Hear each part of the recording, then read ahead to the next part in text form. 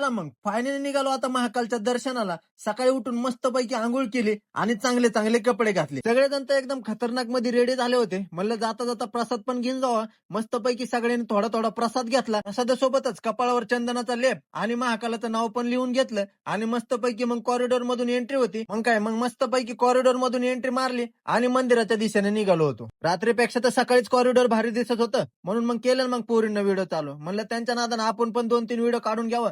पण कॅमेरामॅन काय चांगला नव्हता. एक व्हिडिओ चांगला आला होता, त्याच्यात पण या चपलीनं घाण केली. मग काय जाऊ द्या म्हणलं, व्हिडिओ काढायचं कॅन्सल केलं आणि इकडे दर्शन बारीमध्ये येऊन थांबलो. इकडे दर्शन बारीमध्ये तर लय मोठी लाईन होती, म्हणून डायरेक्ट ठरवलं व्हीआयपी पास काढायचा आणि व्हीआयपी दर्शन घ्यायचं. म्हणून मग 250-250 रुपयाचा व्हीआयपी पास काढला आणि व्हीआयपीच्या लाईनीत जाऊन थांबलो. व्हीआयपी पास घेतल्यामुळे आम्ही इतकं पटापट मंदिरात आलो होतो ना, की अर्ध्या पाऊण तासातच डायरेक्ट आम्ही महाकालांच्या दरवाजात येऊन थांबलो होतो. मस्तपैकी इथून दर्शन घेतलं. मी तर दर्शन केलंयच, आता तुम्ही पण ऑनलाईन दर्शन करून घ्या. मग आता इथं एवढी गर्दी होती आणि हातात धागे पण बांधत होते. म्हणलं मी पण हातात धागा बांधाव, पण व्हिडिओ काढत असल्यामुळे त्यांनी काय हातात धागाच बांधला नाही. आता आम्ही तर सगळ्यांनी मंदिरात जाताना चंदनाचा लेप लावलेला. ही तर मंदिरातून दर्शन करून आल्यावर चंदनाचा लेप लावत होती. आता महाकालांचं तर दर्शन झालं होतं. आता उज्जैन मध्ये आम्हाला 5 ठिकाणी फिरायची होती. त्याच्यामध्ये पहिलं होतं सांदीपनी आश्रम, जिथं भगवान श्रीकृष्णांनी, सुदामानी आणि बलरामनी 64 दिवसात 64 कला शिकल्या होता. हे सांदीपनी आश्रम पहिल्यांदा बघायला गेलो होतो. त्याच्यानंतर गेलो होतो आम्ही मंगलनाथ मंदिरात, तिथं दर्शन केलं आणि त्यानंतर गेलो कालभैरव मंदिरात. पण तिथं लयच गर्दी असल्यामुळे